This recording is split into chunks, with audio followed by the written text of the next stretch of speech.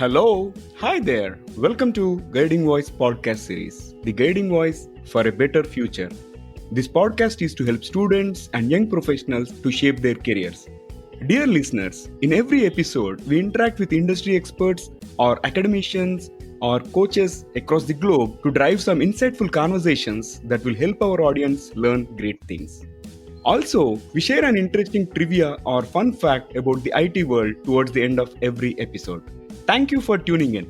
This is Naveen and I'm with my co-host Sudhakar. So today we are going to discuss a topic, enterprise resource planning in aviation industry. And we are pleased to welcome Bhavani to our show. Durga Bhavani Vadlamudi started her professional journey right after obtaining an associate degree from a technical state board as a faculty teaching technical subjects. As the information technology industry intrigued Bhavani with enormous opportunities and vast learning it can offer, Bhavani started the journey as a system engineer and network administrator supporting ITC Ltd.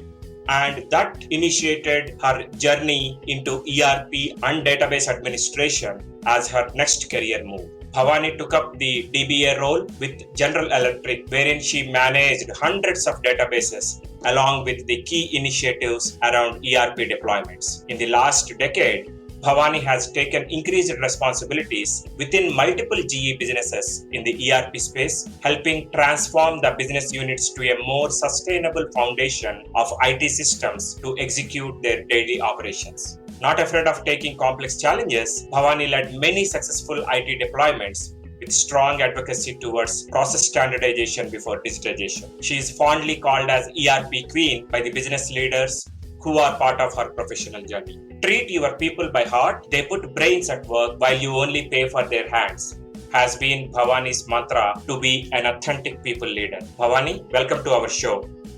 Thank you guys. Thank you for having me here. So Bhavani, let's get into the topic. What is it like working in the aviation industry, which is very complex in nature? It's fascinating. Aviation industry, also known as aerospace and defense industry, is almost an $800 billion market. Wow. An intriguing and a vast sector that encompasses all the aspects of air travel and as well as, everything that kind of adds up to enable that air travel. And this air travel includes a lot of other key segments like commercial aviation, military, business and general aviation, the fancy business jets that you guys see. That also includes aircraft manufacturers like Airbus, Boeing, engine suppliers like GE, Pratt & Whitney, Rolls-Royce, along with a lot of other aerospace companies and OEM manufacturers, which is called original equipment manufacturing suppliers. This also includes about 40,000 airports that we have across the world and tens of regulatory authorities that every country has to make sure they certify everything that is flying around is compliant. Mm-hmm. Along with the supply chain and manufacturing, this industry also has a huge scope for aftermarket sales, also known as maintenance, repair, and overhaul network. That is where I closely work with. This industry offers a great learning every day. It's about the aircraft capabilities for wide bodies, narrow bodies, the supersized business jets, long-haul aircrafts, as well as the different engine models that come up with all of these, and the compatibilities between, the aircrafts and the engine models, what engine model goes on to what kind of aircrafts and how long can it stay in the air, as well as, some of the regulatory requirements like FAA, EASA for Europe. And almost every nation has their own regulatory authority that it needs to certify the respective aircrafts that's flying that. Learning about all of this is a great experience as well as fascinating journey so far to me. It also helped me understand the need for stabilization of configuration data, because whatever you have as a configuration data with you, and when it goes to the customer, it might go through certain modifications, and making sure all of that is intact to ensure that we are still compliant to the ATA standards is also critical. So it involves elements like digital twin, where you make sure you have a digital record of everything that is done on a particular aircraft or an engine, along with some analytics around it to ensure we use the artificial intelligence in a better way, and the early prediction of the aircraft maintenance schedules and the shop visits. It's all coming together as an intriguing aspect of learning. So I would say in this industry, everyday learning is guaranteed. Wow, so many moving components. And thank you for that quick summary on about this fascinating topic. So, Bhavani, you are fondly known as ERP Queen. Can you talk about your journey in the making of this ERP Queen? It was a generous title given by one of our business leaders who's also my role model. She's an accomplished woman in this complex industry who's also responsible for managing 20 plus maintenance, repair, engine overhaul shops across the world, which turns into $1 billion of revenue every year. Wow. She's also responsible to answer the hundreds of airline customers that she honors these commitments towards, as well as be accountable for the delivery turnaround times. So when such leader decides to transform her shops with the latest IT technologies or trends, it's a massive undertaking. From an investment standpoint, the dollars that they have to put in, the people commitment they have to provide to make sure the right solution is built for the shops, continuing the commitment to the customers as well as adherence to the efficiency metrics that they were measured on. And most importantly, it's a huge change in the culture for their shops. So based on this massive undertaking, when someone calls you or gives you a title, it's about trust, that you can make this transformation effective, non-disruptive to the customers, non-disruptive to the financials, and most importantly, non-disruptive to the culture within the shop. And as I said, these shops are across the globe. And it also means that they are looking for efficiency around productivity, simplicity, and most importantly, a belief that we are setting up them for success to be able to help speed up their business. In ERP world, it helps you really stay close to the business. This is where real stuff happens, like the rubber meets the road. You can physically experience the direct impact of your work. And every shop transformation has been a great learning to me. Great coaches and mentors helped me in the journey to learn, deliver small, medium, and large-scale transformations. They also helped me trigger a passion around analyzing the industry data insights, gain manufacturing domain expertise, services-based knowledge, understanding the shop floor processes, and also helped me question the status quo as well as ability to envision some simple solutions to complex problems. This whole journey, it started small, to be honest. But eventually, the challenges that come on my way, the support that I have received from great leaders in the industry, the knowledge and the time that these leaders took to impart this knowledge in me really helped me transform myself into an individual who's more confident. It turned me into a zealot to absorb this knowledge from everyone. And I feel like I'm a student every day in this industry. That's an amazing and inspiring journey. Now, talking about the ERP implementation. In general, ERP implementation is very complex. And how is this implementation different in the aviation industry?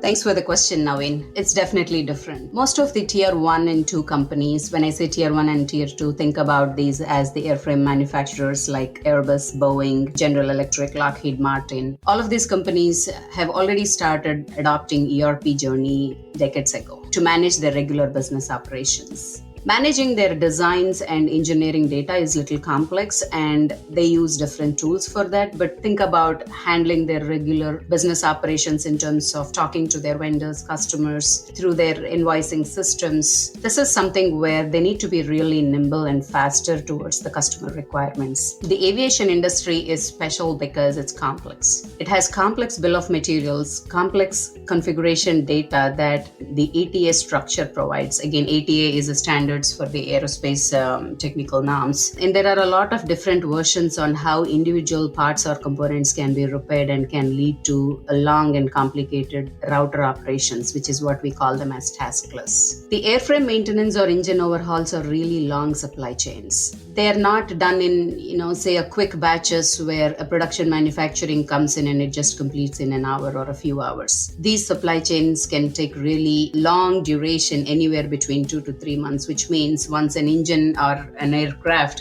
starts getting to overhaul, by the time it gets to a finished stage, it could take anywhere between 60 to 90 days. Now, the challenge becomes, how do you make sure when you are transforming a shop, all of these engines that are somewhere in those middle of the process in between the 60 to 90 days, how do you make sure they come into the new system in the exact point in time with all the cost accumulated at that point coming over to the new system? So that's where the complexity lies. The daily job of a quality engineer or a production engineer may not change in terms of what they need to do the aircraft or what they need to do that engine. But most importantly, the way a materials planner could run an MRP can change. How can they place the demand of materials could change. The way they track the subcontract orders could change. So in general, ERP transformation radically changes the way most of the individuals work in that particular shop. And that is why I call this as a massive undertaking, not just by the business, but also by the individual shop. And they really need to take time out to learn this, to learn the new system, to learn the new processes, to learn the new complexity. But at the end, it's all good because it's a tightly integrated system that has its own nuances to bring complexity and confusion until, a strong expertise is built around that. And it could eventually result in an improved confidence around the system, which paces up the business speed, I would say. That sounds very exciting and complex at the same time. Can you also talk a little bit about the standard work that you have developed for the ERP transformation? Sure. So for the audience who may not know what standard work is, it is defining an operational procedure for a repetitive work to improve the efficiency. Now, this works well for smaller processes. I would say it's a bold attempt to define one such procedure or a framework for a major program like an ERP transformation. ERP journey in itself is, as I said, a massive undertaking by the business. Some of these transformations could last a decade to transform a good-sized business completely into ERP. It also means the organization has to secure its resources like the budget, people, prioritization, continuous watch on how this is evolving for years as it becomes like a multi-generation program. Now, as the saying goes, it takes a village to implement an ERP in the business. It needs to have resources from everywhere and not just from IT. It involves who has people who are the process experts, who has the shop expertise, who has the respective knowledge about their particular localization requirements within the country. Now, all of these pieces in the puzzle has to come together at some point. The process standardization, blueprinting, solution build,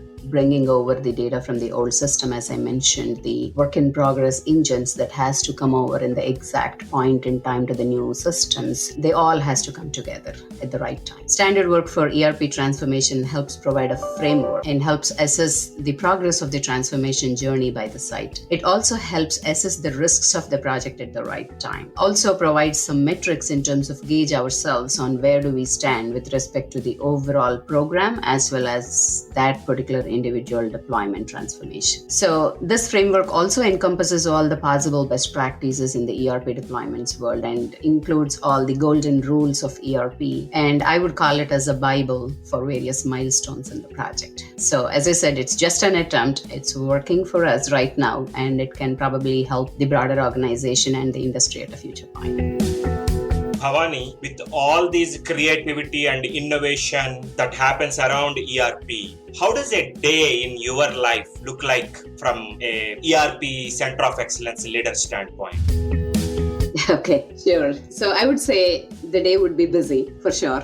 Because the primary responsibility is also to evangelize the purpose of the Center of Excellence, aligning ourselves towards the vision and strategy, as well as the commitment that you have offered to the business and what exactly they are looking from you to deliver. Now, the ERP Center of Excellence comprises of various teams. It has the functional teams that constantly works towards the maturity of the solution to cater to the business needs. And there would be these focused deployment teams that work on the specific needs of that particular shop to ensure that they help with their transformation, change their business processes, bring over their data, and also do the quality checks around the data and solution, as well as the overall governance of the program. Now, there will be another group of team called technology teams who also constantly ensure that the right infrastructure needs are covered for this particular system. Also help with the simple architecture for us to deliver multiple projects at the same time. They also take care of our security requirements, compliance requirements, just to help us protect from any of those cyber attacks. It also includes, how can we harness the power of the data that is generated in the ERP systems? How can we build visualization to help business with the right numbers that they can look at and make some educated decisions around the business processes. Along with the whole thing, this team also works on the automation requirements. So my day specifically is about touching base all of these individuals to see how things are going. And based on the phase that where we are with respect to be the product improvements or the technical advancements that we're doing or these sharp deployment statuses, we talk a lot about the transformation challenges. So it's no less than a roller coaster ride. But the best part is you get to work with the industry experts. You get to work with the technical gurus, the solution masters, influential leaders, people who have really strong knowledge about how these processes work in the shops. And the best part I enjoy the most is I get to work with diversified cultures, people living in different countries across different time zones. So I would say it's fun. It's fun to connect with everybody on a daily basis. Do you agree? Absolutely, I would say. It's an amazing journey for you. Starting from a faculty to system administrator to database administrator to ERP, this overall transition and transformation, I would say. How did it all happen, Bhavani? What kind of challenges have you faced and how did you overcome them? Great question, Sudhakar. You really helped me reflect a little bit in the past on what this journey entailed too. When I was a database administrator, I was very content with how things were going. Meaning self-satisfaction levels were really high and it felt like this is it, right? I'm done. It felt like there's nothing else left to be accomplished. Because by then I was delivering some very good technical upgrades that were complex in nature. And it gives a sense of satisfaction to you that you've done this. So I honestly wanted to retire as a database expert. I was very content. However, at that point in time, a woman leader in GE who was leading a huge IT team for one of the businesses in India, she helped me think differently. Her mentorship triggered me with a different perspective on how I should be perceiving my next steps. So her question was very intriguing in terms of, looking at the problem statement differently, looking at my career differently. So her question was, should your decisions influence 100 boxes with databases, or should it influence 100 people who can in turn influence 100 boxes? Where do you want to put your energies? That was a game changer to me in terms of looking at this problem statement completely differently on, hey, what should be my next step in my career? And that's when I realized what I was, my contentment at that point of time was merely meaningless. And she pointed out that every individual can accomplish 100 times more than what they're doing on their day-to-day basis if they can harness their internal power in the right direction. And it only happens with the learning and attitude. They help channel the energy in the right direction. And paired by passion, optimism, and curiosity, these are all the jetpacks to that channel. So that woman leader who asked me the right question at the right time to generate a curiosity in me that there is more that I can accomplish helps me put my contentment to bed and buckle up again and start looking for opportunities. And when I started looking for opportunities, she advised me to actually look for opportunities that can help me learn new things and take on more challenges. It's not about opportunities that can think about me placing in the next level. So her recommendation is think about your opportunities to learn, and that naturally gives you growth. And that's exactly what I did. And along the way, as I mentioned, a lot of great people became my mentors, coaches, sounding boards, sponsors in the network along the way, blessed me with right opportunities to build my expertise in learning. And this is where I feel the same sense of accountability to help give back to the community and help people who are really looking for that level of mentoring and coaching. So looks like you got very good sponsors, mentors along your career journey. And I also know that you have passion towards this coaching and mentoring women employees. So what are some common problems that you see and what do you recommend to solve them?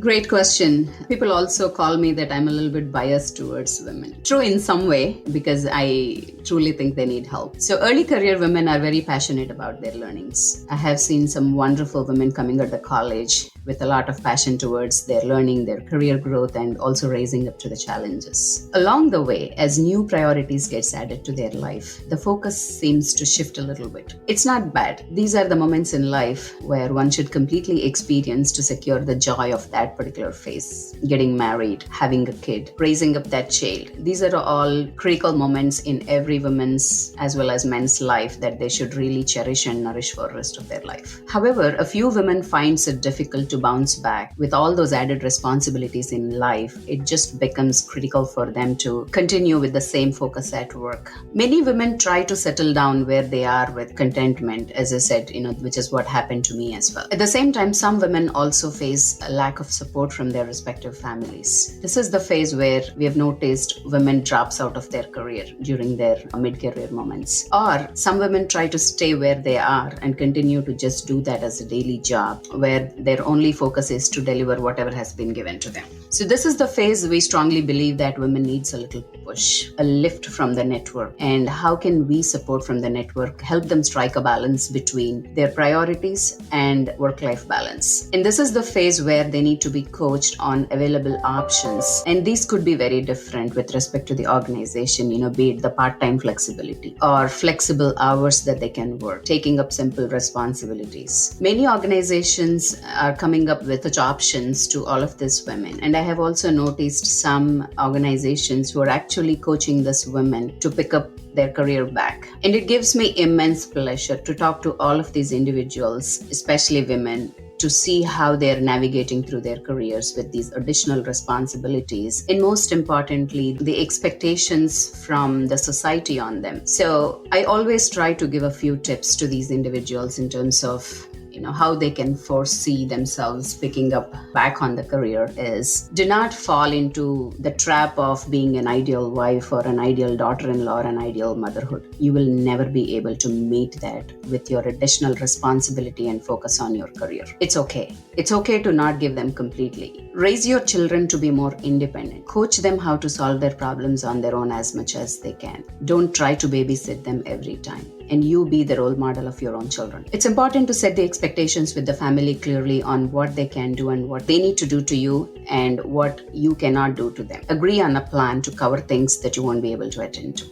That's totally okay. Setting up the expectations first really helps you be more agile in terms of what priorities you can take up and how can you plan your day better. And at work, I would say establish your support system. Find out the people or mentors who can invest their time in terms of coaching you and helping you along the way. But once you take the work, give your best and demand what's rightfully yours. Most of the times I have seen women tend to gauge themselves to a percentage fit to a particular role. For example, if the role demands these 1, 2, 3, 4, 5 items, people will stop applying to that because they only meet 3 out of 5 criteria. It's totally okay. Go ahead and apply. Try it out. Worst case, even if you don't get the job, you will get some good experience in terms of the interview, great questions, time with the interviewers, as well as the feedback at the end in terms of what they see as gaps in you that you need to overcome with. And the last recommendation is, if someone knocks your door with an opportunity, go grab it. Take it and start delivering it. You may not have confidence in yourselves, but when someone trusts you that you can do it, raise up to it. Take up the challenge, deliver it, and leave your brand there. So that's going to be my message to all of the wonderful women out there who are trying to get back to their mid-careers, if that makes sense, Naveen and Sudhakar.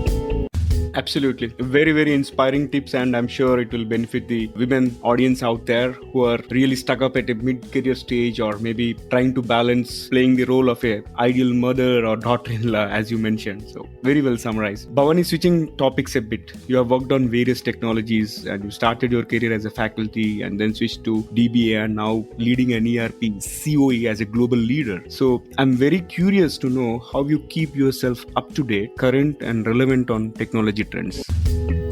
Thanks to Google, I would say, Naveen. Let me be honest here. I'm not current on everything that is going on, but I'll surely do my homework in terms of what is required for that point in time to be able to help do my job better, do my work better, make the right decisions, make the right choices. So I think that doing my homework well, investing time in that little bit of research makes me be more confident about that particular topic. And as I mentioned, I work with bright minds every day who help me learn quickly. And I also have a great team who's very patient about my ignorance. And they educate me constantly in terms of, what's really most needed information to make those right choices. And most of the times, the decision is not just me, so it's a collective decision. So even though if I'm not really up to date on a particular topic, my team helps me bring up to speed, and my research also helps me in terms of making those right choices. So I would summarize it as self-learning and a bit of research before I take up anything new. At least helps me not look too innocent about that particular topic. Bhavani, one last question for today. With your experience, what will be your guidance for those aspiring to grow as a global leader like you? A really great question, Sudhakar. So let me try to split this into two.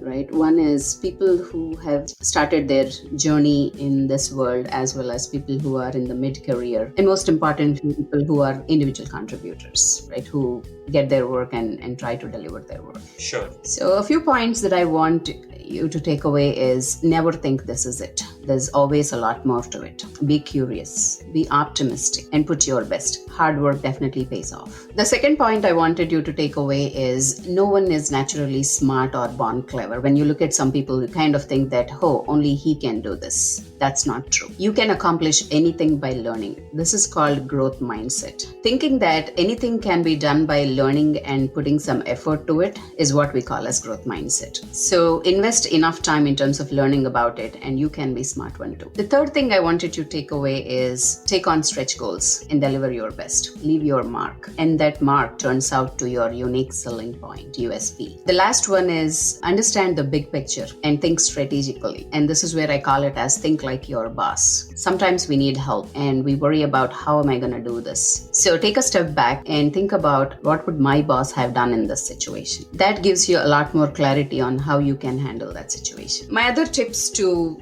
some of the young leaders who are really picking up the team leadership or people management or trying to be the influential leaders is be authentic, be humble to your people, and be more candid. Most importantly, there has to be tolerance towards the candor that comes up from the individuals. And I would say be more of a listening leader than a telling leader. And think about how can you be more kind rather than being right. And as leaders, if you really want to be a global leader, cultural sensitivity is most critical. Understand those trigger points on where you can land up in a zone where you're seen as culturally insensitive person and put conscious efforts towards working on that. And most importantly, try to be an influential leader. Try to convince people about your ideas, though you may have the command and control. So these are certain things that I try to apply on my daily basis. And I know my team can best tell me whether I'm doing this effectively, but I would say I'm really putting some conscious efforts towards these elements to groom myself. Wow, I would say pearls of wisdom, Bhavani, with all your experience working in various geographies and working with people from different time zones, backgrounds, cultures. Thank you so much for your valuable inputs and for joining us today. It has been an amazing talk, specifically about ERP in the aviation industry, but at broader level on being an effective professional and an effective woman leader. Really appreciate it. Thank you. Thank you, Naveen and Sudhakar, for having me on your show. This is really wonderful for me to reflect on how my journey has been so far and also how I can be helpful for the community by sharing whatever I have gained over the journey. Thank you for having me. Thank you once again, Bhavani. Appreciate all the insights, and definitely these are going to inspire our audience. Dear listeners, to know more about our speaker and the content, refer to the show notes and visit or follow us on social media. We are available on LinkedIn, Facebook, Insta, Twitter, Pinterest, and also on YouTube. Just search for The Guiding Voice and then follow, like, subscribe, and share within your network. Please feel free to email us at The Guiding Voice for You, that is TheGuidingvoice 4 as a digit, U as a letter at gmail.com, or WhatsApp us on India number 9494587187. Again, it is India number 9494587187, and we will be happy to collaborate with you. Sudhakar, I think we have to talk about the exciting opportunity of getting featured in this show. Yeah, why not? Of late, we have been receiving a lot of career guidance related questions from our regular listeners through YouTube, LinkedIn comments, WhatsApp, and email, and we are responding to them one-on-one on need basis. Now, we are pleased to open it up, a new mode of interacting with you all while providing a chance to broadcast yourself. If you have any questions related to education, career guidance, or a specific IT function, just send us your voice message through speakpipe.com/theguidingvoice. We will play your question in your voice along with the answer either from us or our expert panel in our future episodes. Hope you will utilize this wonderful opportunity. Alright, so it brings us to the trivia segment of today's episode. And today's trivia is about cybersecurity threats for Macs. Do you know if Macs are also vulnerable to cybersecurity threats? Many of us are under the assumption that Macs are very, very secure. But the research says that Apple computers are increasingly getting infected by adware. For years, Apple prided itself on the security of its computers, sometimes satirizing its competitor, the PC, through ads meant to show how Macs were more stylish and easier to use. But like the mid-90s Macintosh TV, those ads and the accompanying bragging have pretty much disappeared. Now, a report from a well-known anti-malware software company might explain why. Macs are twice as likely as PCs to get infected by adware. According to a recent research by Malwarebytes, threats to Mac computers increased by 400% in 2019. So if you talk about the numbers, on an average, PCs detected 5.8 threats per system in 2019 compared with 11 such threats to Macs. And a year earlier, the Mac figure stood just at 4.8 threats. Interesting, isn't it? Thank you for listening. There is more in store, folks. Stay tuned. Have a wonderful time. Take care. Be safe. Until next time. Bye-bye.